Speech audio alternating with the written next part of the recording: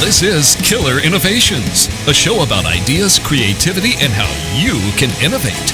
Welcome to the Innovator's Garage, where you learn to create your next game-changing killer innovation. Welcome to Killer Innovations. We are live here in the studio this week, and we've got a very special topic. This actually is a topic that came in as a special request.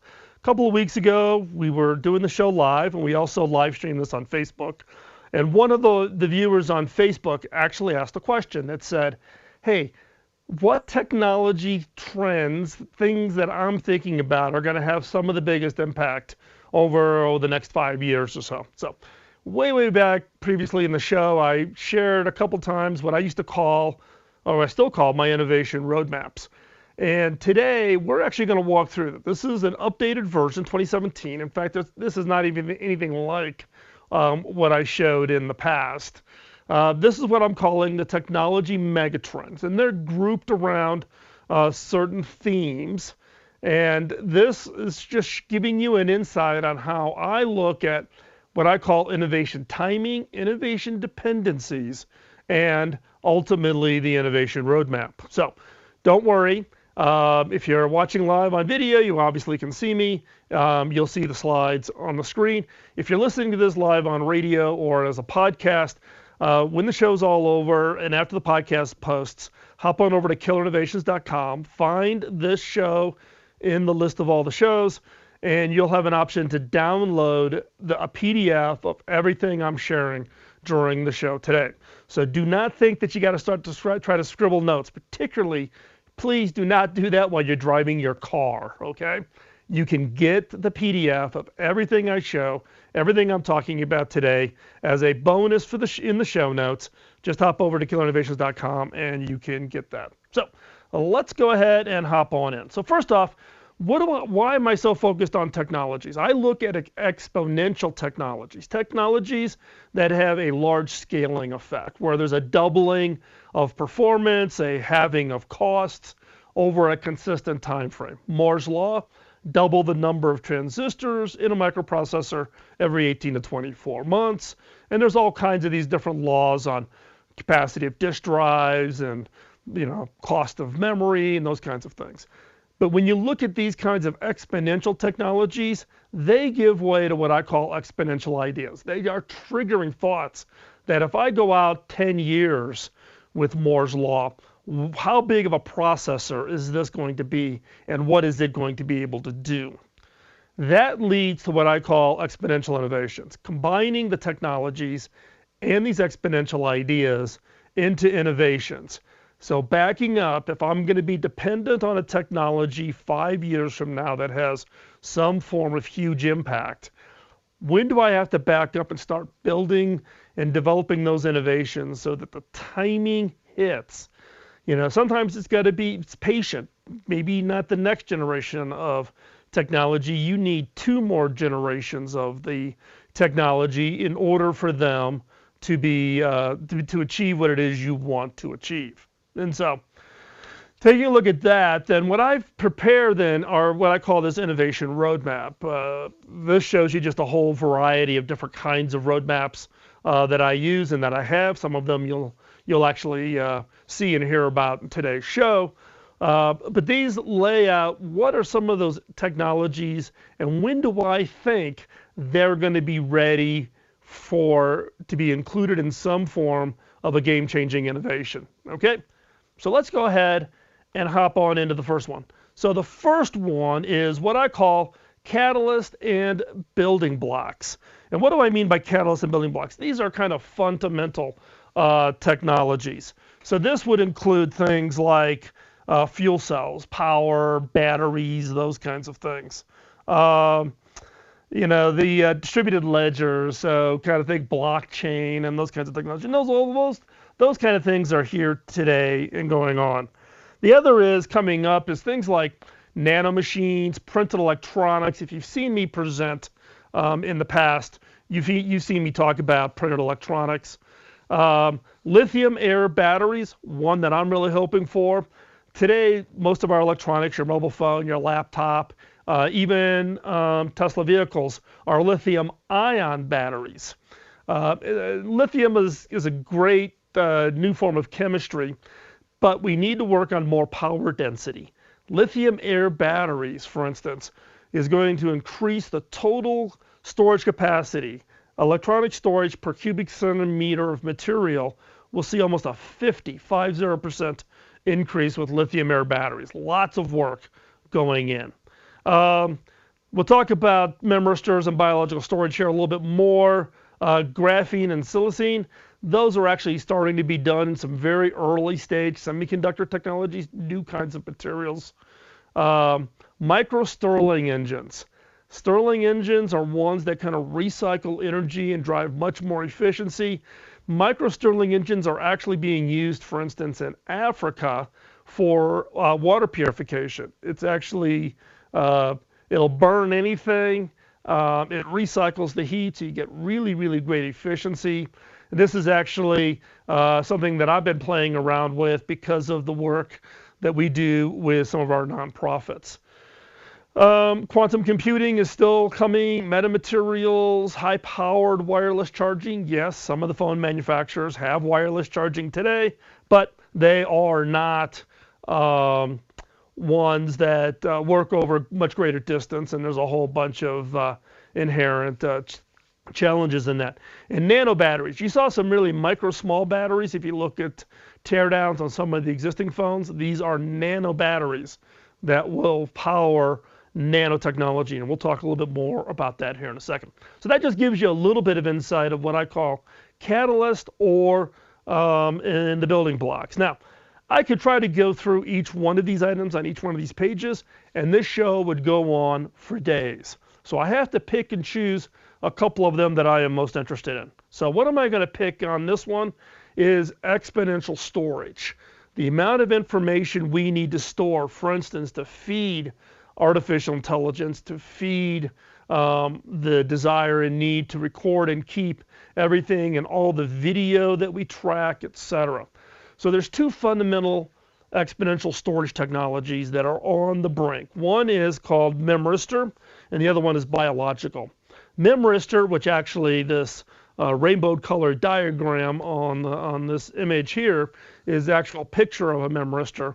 Memristor is literally nano memory storage that does not have a dependency on power, meaning it will keep its current memory in place even if you were to pull power from it, but it actually operates just as fast as any memory that you would put in a computer or cell phone or any other electronic device. This will transform how computers are designed, how phones are designed. With these kinds of technologies, you're going to see a fundamental shift in what is considered storage. With the kind of density that memristor can make available, you literally can keep everything, every picture, every image, everything that you would ever want to keep around for your own use. So, memristor. Next is biological. There's actually been some work that's done with MIT and Harvard Medical at being able to store information inside of human DNA. Now you're getting this right, yes, human DNA. So 1 ounce of human DNA is upwards of like 800 terabits of information. That's right, 800 terabits of information. So take that out and think about it as like an 8-ounce glass of human DNA or a pint that you would drink in the pub, right? You're talking about enough storage to store everything that has ever been produced by man up to now. So these kinds of storage capacities, then you ask the question of is, okay, well, today we have all this storage management and I have so much on my device and I back up to the cloud and I got to worry because if I hit my limit, you know, my cloud data storage provider is going to charge me extra money. You know, these kinds of storage capacities totally transform the concept of what do you keep. But think about it. It no longer becomes an issue about what do you keep. The challenge becomes in is how do you find it? With this kind of massive amount of information, How are you going to find all of the data that's in literally hundreds, thousands? We're into the zettabytes kinds of capacity. So hopefully this gives you a little bit of insight onto the storage piece. I think it's important. I think it's transformative. I think it's going to change basically how we think about information going forward. So we're going to take a quick commercial break. When we come back, we're going to pick up our conversation here on technology megatrends. If you're listening on Facebook, post your questions. We'll answer those during the commercial break. For the rest of you, we're going to just take a quick step away from the microphone here, let our sponsors have a few seconds to help pay the bills. And when we come back, we're going to pick up right where we left off, talking about technology megatrends and how they're going to impact businesses, society, governments, and your career. We'll be right back. Biz Talk Radio.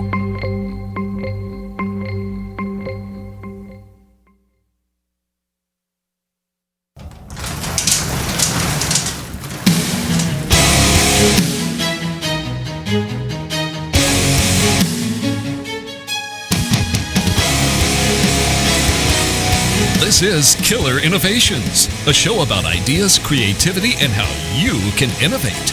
Welcome to the Innovator's Garage, where you learn to create your next game-changing killer innovation. Welcome back to Killer Innovations. But before we hop back into the show, just need to do a quick shout out for one of our sponsors, and that is Zoom.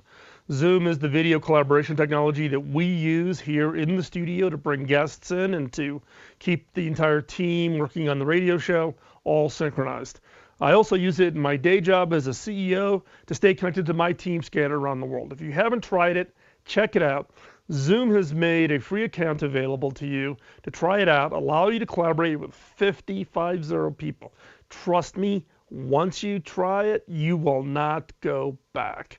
It is the easiest tool for you and your team and even outsiders to get access to you and collaborate with you. So check it out.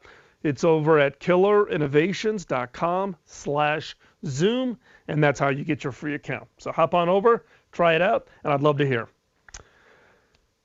So let's continue on in our conversation about technology megatrends. And let's pick it up. We talked a little bit last time about things like foundational, basic technologies. Today, this next segment, we're going to talk about perspective technologies. These are perceptives from the standpoint of helping you be context aware on what's going on, assistive technologies, those kinds of things. So let's take a deeper look at this particular slide segment, which is talking about things like machine learning, context aware computing, those kinds of things. And they give you a pretty wide range. One of the ones on here that I spend a fair amount of time thinking about is cognitive computing. How is that going to play out? How is that going to change computing architectures? The role kind of leading into what is really the whole opportunity for artificial intelligence. The other one that's going to come in here in 17, it's already playing in a little bit, which is audio in-ear wearables. We have those people think, okay, they're earphones or they're the AirPods from Apple. What we're talking about here is actually having assistive technologies literally being able to whisper in your ear things like facial recognition of a person at a party or an event, and then having it actually whisper in your ear who that person is, when was the last time you talked to them, those kinds of things. There's a lot of work, one here is talking about bio-inspired cybersecurity. Cybersecurity, huge industry, very rapidly growing, trying to build up defense. One is the bio-inspired. So think about it from the standpoint, if you got an infection, what's the role of the white blood cells attacking it, the role of antibiotics, boosting your immunity. So think about that as part of bio-inspired cybersecurity thoughts and ideas that are currently running around. The other is micro-robotics and autonomous systems. These are robots that do very, very single task focus. These aren't things from like the movie I, Robot, where they can do pretty much anything. These are ones that do a very specific set of skills or capabilities that become helpful. Now, these all kind of lead into, one particular technology that I'm spending a lot of time on, and that is exponential intelligence, which is super intelligence, deep learning, machine learning, big data, all of this collapsing into one. The common question I get when I get interviewed by the press is is this around the corner? Do we have to be worried? In my perspective, this is a long way off. This is one that is going to take quite some time before it becomes a reality. But at the same time, there is a lot of funding going into this research. There is a lot of money being put into all of these elements at the different stages they're at. Today, whether it's your in-home system that does voice recognition and responds to you, that's pretty simplistic. We think of it as being smart, or wow, isn't that a neat kind of a gimmick? Deep Blue winning chess, again, very single task focused, right? Or Watson, winning the Jeopardy, again, a vocabulary kind of a focus that required a lot of learning and structured learning, meaning they had to load the information in a certain way to make it useful.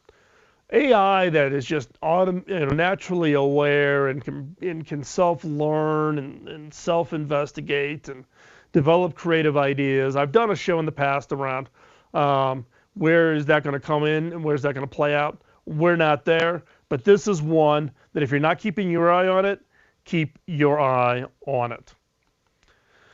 Another tech area that I'm keenly interested in is immersive media. So this is everything from what's the role of wearables, and you'll see it in this slide in the upper left-hand corner, bendable displays, almost like snap bracelets, VR, AR goggles, from being able to project surfaces and treat the airspace as an area that you can literally touch, interact with, etc.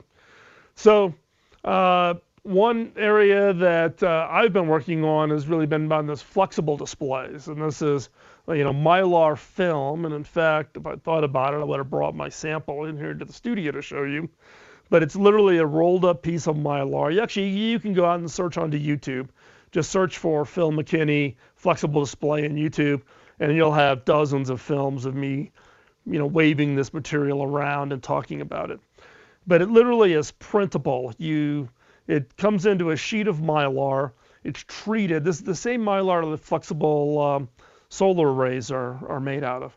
You can print the electronics, and then you literally can unroll it and turn it into a display. You can roll it up.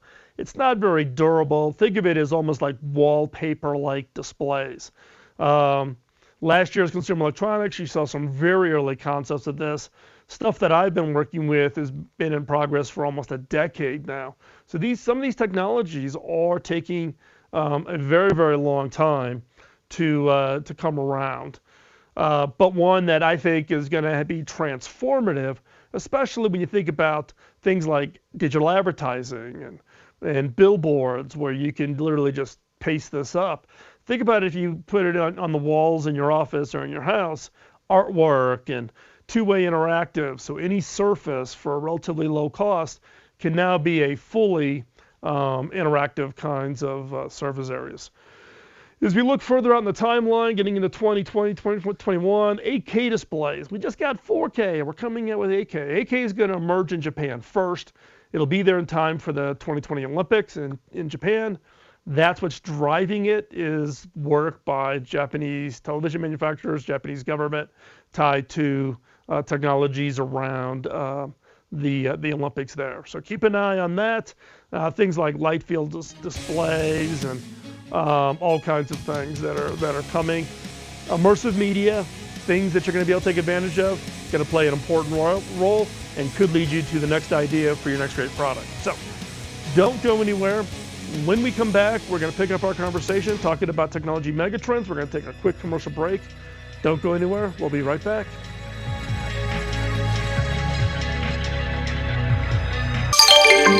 is Talk Radio.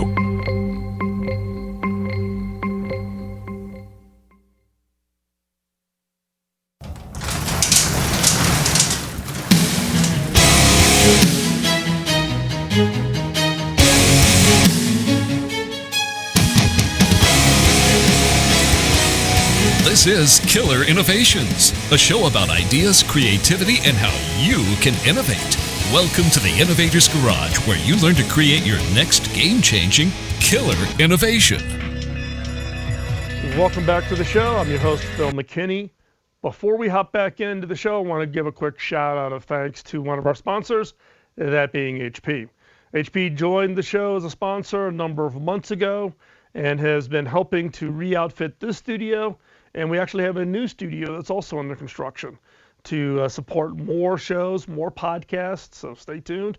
More announcements coming from the Innovators Network, where we have now joined forces with other podcasters in the innovation space. And HP has come alongside and has become a partner for that effort by sponsoring this show and also providing the technologies. We have, for instance, a new HP Z2 workstation that's running the show today. We also have HP Slices that actually run Zoom when we have guests in the show, etc. So check it out. Also, given the most recent activities around security, one area that HP has keenly focused in on is improving the security of your information, the privacy of your information on the devices that you purchase. And it's not just your laptops. It also includes your printers, your copiers, etc. So check it out. HP is the leader in securing and making sure that your information is private. Given everything that's going on, everything we're reading in the news, it's a great idea to make sure that all the electronics that you touch honor and protect your information the same way you would want your information protected. So go check it out, killerinnovations.com/HP, or hop on over to hp.com and check out some of the videos that they've just recently posted on making you aware of how information is being mishandled, misused, and how to do a better job of protecting your personal information. Today's topic is around technology megatrends. We've been talking through a variety of different, what I call my innovation roadmaps. I'm giving you an inside look behind the scenes of these innovation roadmaps. And let's continue on in our discussion. So, the next one up that I want to talk about is one called augmented communications. This is technologies, interfaces, etc., that are going to facilitate 2-3 groups, very large audience types of interactions beyond just simply the way we do it today. And some of this is really going to be transformative. So, for instance, what we're seeing today with things like wall-sized collaborative canvases. A number of years ago, I built entire interactive wall systems for the museum, for instance, in Washington, D.C., as part of an exercise that I did. My original major was architecture, as many of you know, so this was kind of the ability to bring my design side of an architect and my technology side as a CTO for Hewlett-Packard, and to put those together. But we've got a lot of other technologies like haptic interfaces. These are kind of the shake, vibrate, push back on you kinds of interfaces in an attempt to try to make you feel like you're not just pushing on glass or just having very simple interactions, but something that actually gives you some form of sensory feedback as part of this. We have telepresence robots. I remember at the TED conference, I'm going to think this was 2 years ago, it might have been 3 years ago, but it was, robot came up on stage to present during the main TED conference in Vancouver, and it was Snowden from Russia. So he's still in Russia, but he's there as in a robot form with a big screen showing his face, and allowed him to have the experience of being at TED. And what I really found interesting is after he made his appearance, he stayed active in the robot, walking during the breaks, walking out amongst the crowds, standing around having conversations, even though he was in some secret location in Russia.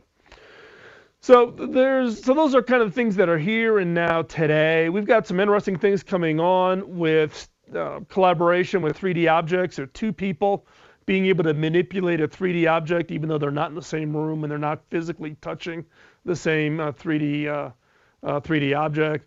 Augmented reality glasses. Look, we've got AR displays and AR applications, but how do you integrate it in so it's more natural? It's not the Google Glass. I think those things were, definitely a misfire. But how do you drive those? Immersive telepresence. Look, we've been working with Zoom. When I was at HP, we worked on technology called Halo, which allowed you to feel like everybody was in one room, and I mean it was really immersive, but you still knew you were in a telepresence. How do you get rid of that feeling to where you can really be immersive in this overall experience? There's other technologies, on intelligent social robots, for instance. So, in fact, they're finding, for instance, those that have been given some of these technologies in the home that recognize voice recognition, that seniors are actually using that as kind of a presence to have conversation, but even though it's really more one way. In the most recent vision video that we did called The Near Future a Better Place, it's about aging in place. As we get older, how do we stay home? We actually put in a interactive social robot into the film to kind of convey what that vision is. If you haven't seen that, hop on over, just go to Google and search for The Near Future a Better Place. It'll come right up and you'll be able to see it. And so, we're working on, for instance, volumetric, holographic displays, so true 3D displays.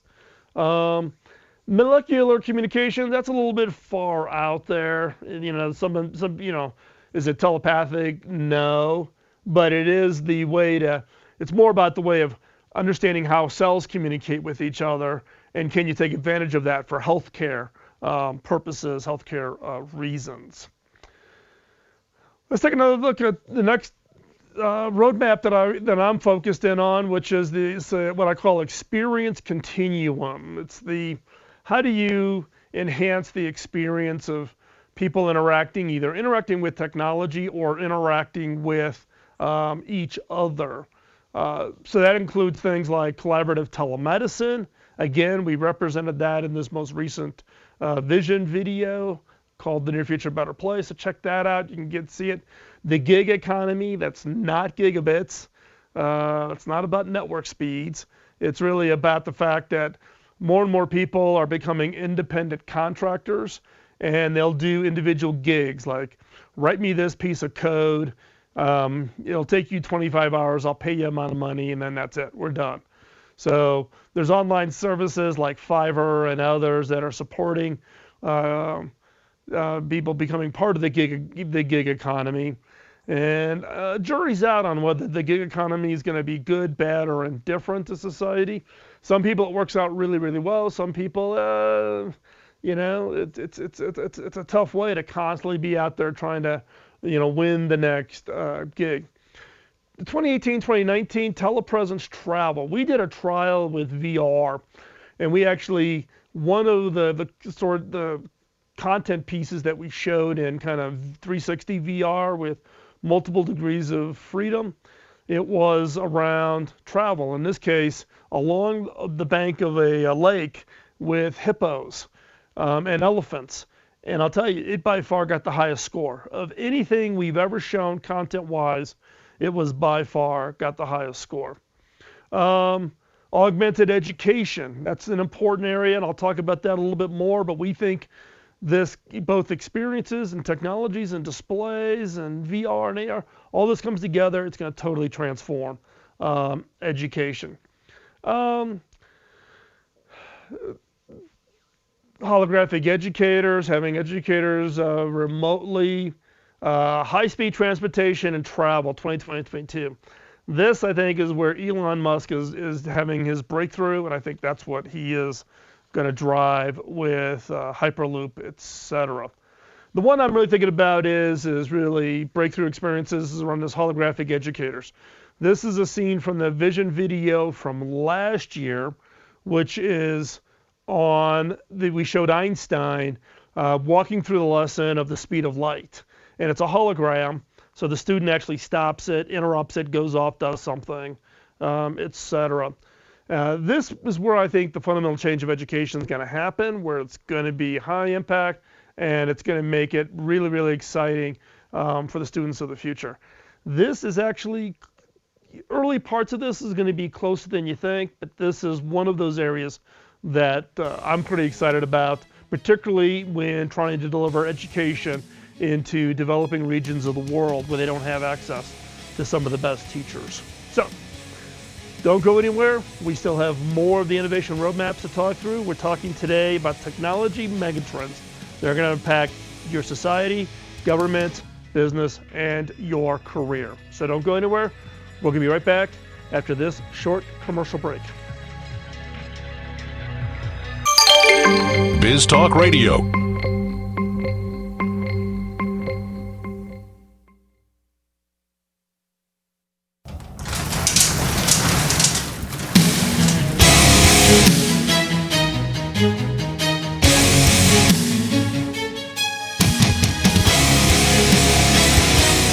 This is Killer Innovations, a show about ideas, creativity, and how you can innovate. Welcome to the Innovator's Garage, where you learn to create your next game-changing killer innovation. Welcome back. Today's topic, we're talking about technology megatrends. I've got a couple more that I'm going to whip through here really quick here at the end as we wrap up today's show. So the next one I want to talk about is really around what I call longer, better lives. This is really around the technologies that are going to help us live longer, live more independently, etc. We've already seen some of the things such as some early work in what we call genome-matched treatments. So this is, rather than developing drugs and pharmacies and treatments and those kinds of things for a broad population, they actually map your genome and then give you I don't want to call it a cure, but a fix or an attempt to try to help your whatever challenges you're having with something that's specifically matched to your genome. A lot of work going on in this, and if you've listened to the show on orphaned innovations, I talked about my grandson, who is a genetic microdeletion, a 16p kid as they call it. He has infantile spasms. He's 11 months old. And we're dealing with all of this. So this is an area that's a little bit of a personal one for me, one that I'm getting pretty engaged on. We also, all the way out to 2020, talking about full diagnostics telemedicine. That's a lot of work going on in that because we can't scale doctors fast enough for the aging population. So how are you going to deal with that? And then on-demand bioprinting, the ability to print organs, print prosthesis, print arm casts. Some of this is already being experimented. We hosted an event called The Near Future, earlier this year, and we had the head of Mayo Clinic in Arizona come in and talk about what they're doing in this 3D bioprinting area. And let me tell you, it is really, really amazing. The next one I want to talk about is a sensor-driven world. Now, I've talked a lot about sensors in the past and what's its role from an overall perspective in the industry. But these are sensors that are going to range from, bioacoustic sensing. They're using these, for instance, to do surveys of animals in an area. So they'll surround the area or cover an area with these biosensors and literally listen, and they can listen over kilometers of distances. And based on the sounds, they can count, how many elephants or how many zebras without having to go out there and tag them or chase them or even actually invade their own space. Some great use. There's also, in the case of the picture that's in the middle of this display screen here, is a sensor that works with your mobile phone that detects things like dust, air quality, molds, those kinds of things. So if you have a lot of allergies, these kinds of sensors put around your house alert you when the pollen count gets too high or early stages of mold, those kinds of things. So Sensors are not going to go away. Some people think of it as being negative because someone's watching you, they're monitoring you, they're going to learn about you. But done in the right way, they can actually help you just in your day-to-day living. Sensors will play a critical role for aging in place in order to allow people who are supporting you as you age be able to be independent with a little bit of monitoring and a little bit of support. So as we're coming to the end of the show here today, I want to make you aware that everything I've shown and shared today in this conversation will be available for download. So hop on over to killerinnovations.com, download the PDF. You can get the entire set of slides, all of the information about what are these technology megatrends and what the impact will be. Now, the one question I get is how do I do this? How do I work out these megatrends over such long time frames? What's kind of the tools and methods? The key thing for me, and you should know this by now, is really the ability to ask really good questions. Ask really good questions of myself, ask really good questions of others. So I'm out there talking, asking questions, soliciting answers from experts across a wide range of areas, and that's what goes into these megatrend innovation roadmaps that I just went through. Now you can actually get the same questions I use. They're available. You can purchase them over at innovation.tools. Sales of the tools has been ramping up here at a pretty good clip. So check it out, and it is a great tool that you can use and take advantage of from the standpoint of having kind of a preset set of questions that can kind of help trigger you on new ideas, new innovations, and you can use them with your coworkers, your boss, subordinates to help trigger ideas and think differently about how you would innovate. Also, don't forget, support our sponsors. They're important to us. They allow us to do what it is we do, which is to make this show available, make this content available to you. So show some appreciation, go check those out. And if you do use their products, just drop them a note and let them know where you heard about it from here at Killer Innovations.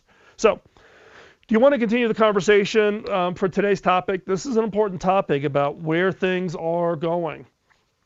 And that is, around, innovation and where it's going. So then become part of this growing private community of innovators.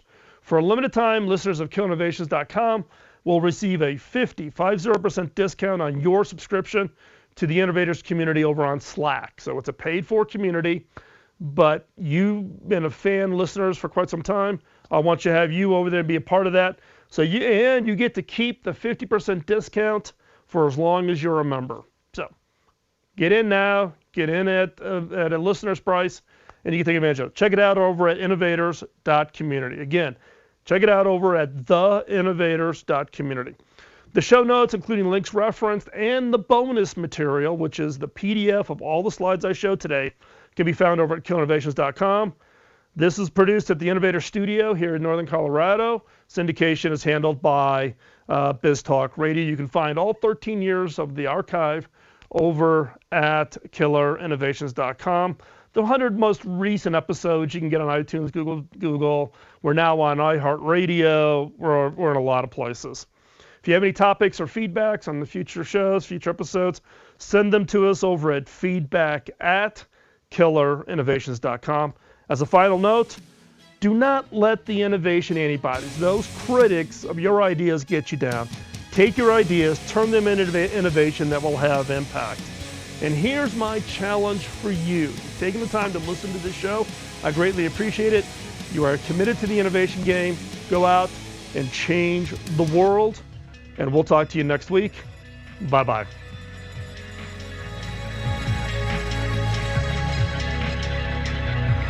The opinions you hear on Biz Talk Radio are those of the hosts, callers, and guests, and do not necessarily reflect those of this station, Biz Talk Radio, its management, or advertisers. The information on Biz Talk Radio does not constitute a recommendation, offer, or solicitation to buy or sell any product or service. If you have any questions about Biz Talk Radio, contact us at 817-274-1609 or at biztalkradio.com. Biz Talk Radio.